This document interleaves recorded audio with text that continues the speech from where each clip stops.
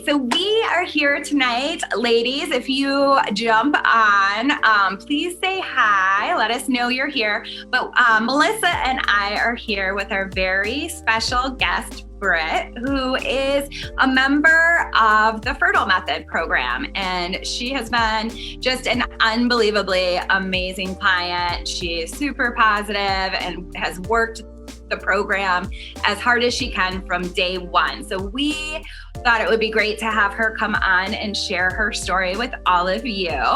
So welcome, Britt. Thank you for being here. Thank you for welcoming me.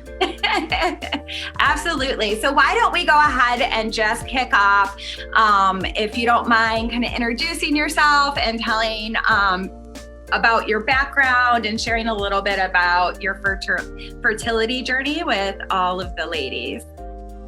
Of course. So I'm Britt. I'm born in Toronto and currently obviously living in Hamilton, Ontario. I'm a family of 5. I'm the youngest. And as you can believe, like all of us, I have been wanting to get pregnant for the last 4.5 years. And it's been a complete struggle. From the very beginning, I met my husband 13 years ago.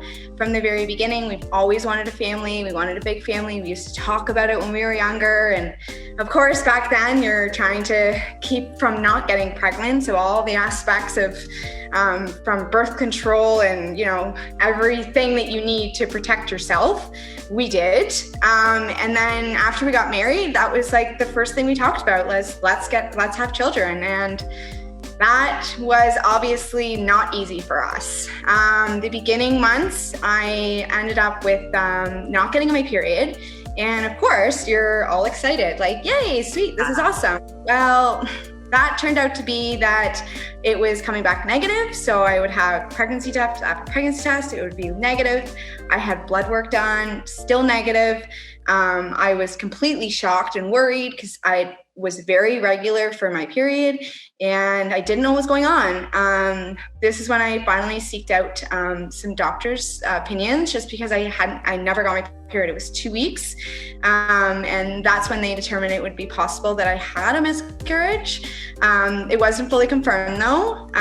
But they said, you know, keep on trying. It's only been like a couple months. So there we were, keep on trying. And we did X, Y, and Z, as I call it. Everything, you name it, we did. Ovulation sticks, exercise, not drinking, changing the diet, like every single thing that you name, we did. We tried, and it just was not successful for us. I ended up going through with getting some more results done, and I had some diagnoses of endometriosis. I also was diagnosed with an acute uterus.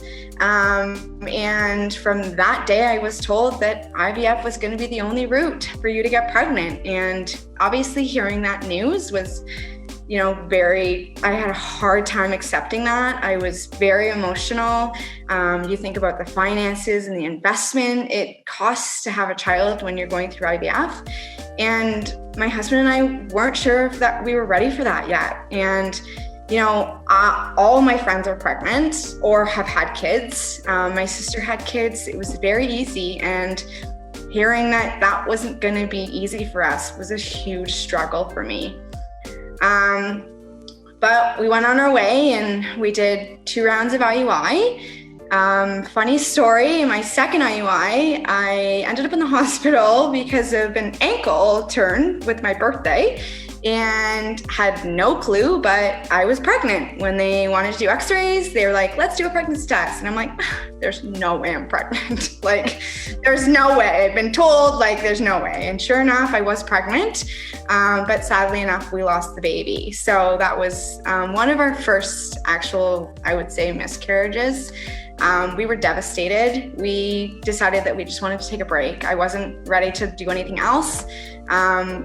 And everyone was like, just, you know, relax and stop stressing and take a vacation and do this. Oh, and yes, all the advice, right? All the advice. And don't get me wrong, like, some of it's great advice, but when you're sitting in a position that's been struggling for so long, some of that advice is just like, I am doing that. It's easy said than done. Like, that's all in my brain is I want to have kids and I want to do this and I want to do that and I want to be like this person. And going to the grocery store, you see people pregnant and it's just like, I want that. But I can't, like, I can't, like, it just hasn't been working for me. So we took a break. Totally mean well with the advice, but it's still so frustrating. Yeah, it gets frustrating. But yeah, so I ended up going on the IVF list. Now that was, 2 years later, that we got a phone call, and that was last year. And they said, okay, like, you're ready to go. And I have a fear of needles, like an absolute fear. So that was one of my things is like, oh my goodness, am I going to be able to inject my body with this? What is exactly going in? Is this actually going to work? Like, take this supplement, take these prenatals, take this, take that. And I'm like, oh my God, like, are you sure this is okay? Like, I'm not a medication person. Like, I barely take Advil. And now you're asking me to take all these other things. So it was a lot. It was a lot to consume. It was a lot. Like, we went to the IVF consults, and I remember turning off my computer and like bawling my eyes out, being like, I don't know if I can physically put my body through this. Like, I really don't know if I can do this. So my husband and I talked about it. A little side note was my godmom had passed recently during that time too. And we were very lucky to get inheritance from her. So she helped us with a little bit of the cost for the beginning part of it, which was a huge, relief for us that we could get started in a little bit of the finances for IVF. So that was, very helpful in some way, and it meant a lot to us. And she knew we wanted kids from very long. And, she always talked about it even from the day that she died. So anyways, we went forward, and I did my first round of IVF, and I had a chemical in March, which was absolutely devastating. I was pregnant. I was, 6 weeks along. Like, we were really excited. But at that point, when you've had a miscarriage before, you're very quiet about like saying anything, because you just never know.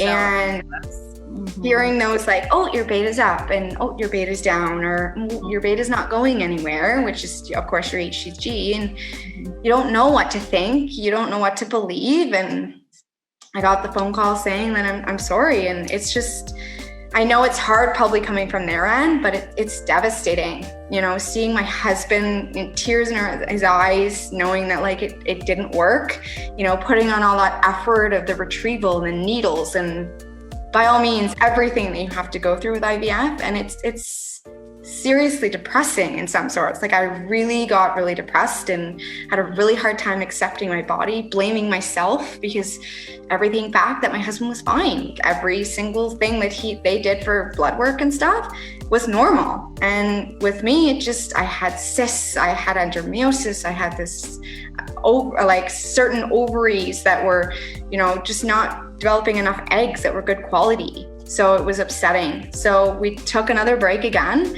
I started with an acupuncture, which, God bless her. She's been absolutely amazing. It's been a lot of de-stressing for me, which I've loved. And I'm very physically active. I love doing every sort of active business thing to help me with de-stress. And that was one thing that she had said, like, you need to, like, I'm competitive. I came from a competitive skating life. So she's like, you need to like tame it down a little bit, like do some yoga, like do some meditation. Like, too much exercise isn't very good for your body. And that's probably why you have these, crazy. Like what Melissa and I preach all the time. Just calm down, ladies. Calm down. And so true. Slower roll. Get it until like you start hearing it a lot more. Like, okay, like, so I had a hard time with that, because I'm used to like the physical active, like kickboxing and all this crazy thing. So I tried meditation, and that's really helped me. And I tried, a little bit of yoga. I'm getting better, but my goal is to get a little bit better in that. So, and that's kind of where I'm at right now. We're going into our second transfer on Thursday. We're going to give it another try, and going through with this program, I feel like I'm changed completely, honestly. I feel healthier and happier. I'm not so stressed. And I'm hoping that, hoping that this would work. And if not, that I can continue, and going through a program is going to be successful for me. And I think hearing those stories too, like, I used to go on Facebook and I shared my story. And I think that's what happened was I ended up sharing it publicly. And I had so many people confront me, like, try the IVF support group, like, try this program, try that program. And I was embarrassed at first. Like, I was very hidden about a lot of this. I didn't share very much at all with anyone. And, you know, when you've been with your husband for 13 years, a lot of people ask, like, oh, when are you guys having kids? Yeah. Pregnant yet? Like, and then you put on baby showers and, like, you just, you know, you're broken inside, but you're trying to be as happy as you can be for other people. And it's like, I want that too. Like, is that ever going to be me? And you just, that's what you constantly go to is this ever going to be me? And I've come to realization through meditation and just, you know, listening and stuff that if it's meant to be, it will be. And my time will come, rather that it may not be in a year like most people or 3 months like most people, but when it does happen, I know it's going to be that much better. So that's kind of where I'm at. And I feel like 4 years ago when you had asked me about this, I probably wouldn't be saying anything, but I'm very open about it now. A lot of people have reached out to me, which, you know, I'm grateful for too. Like, I'm helping other women starting along the way too, just beginning all the steps and what to do, what not to do. And I think, you know, that's made a huge thing for me is what to do and what not to do, and not blaming yourself. I had a really hard time blaming myself for all of this and going into those emotional aspects of it all. So I'm happy to be here and I'm happy to be sharing my journey along the way. And I hope to help others, especially in our group, to feel like it will happen. It will happen. And I've heard some success stories from your program and other programs too. And so I'm totally ready to make this change. Thank you so much for sharing that. I mean, I know it really can be such an emotional journey, and that's what